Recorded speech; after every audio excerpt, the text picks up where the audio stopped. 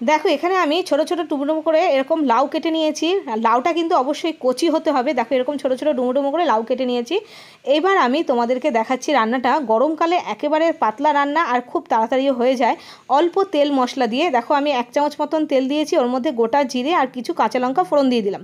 তারপরে দিয়ে দিলাম এরকম ডুমো করে কেটে রাখা লাউ, তবে লাউটা কিন্তু বারে বারে বলছি কচি হতে হবে। এবার দিয়ে দিলাম পরিমাণ মতো নুন, হলুদ আর অল্প একটু জিরের গুঁড়ো। এর মধ্যে কোনো লাল লঙ্কা লাগবে না, এইটাই মশলা, আর কোনো মশলারও দরকার নেই।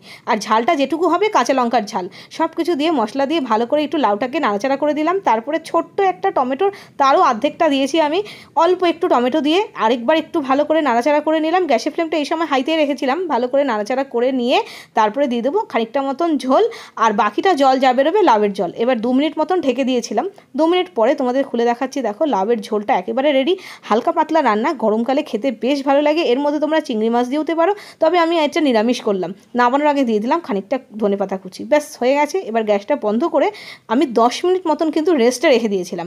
আর তারপরে গরম গরম সার্ভ করেছি। এই পাতলা লাউয়ের ঝোল নিরামিষভাবে করেছি। তোমরা এর মধ্যে বললাম আমি চিংড়ি মাছ ভেজে দিয়ে দিতে পারো, খেতে বেশ ভালোই হয়।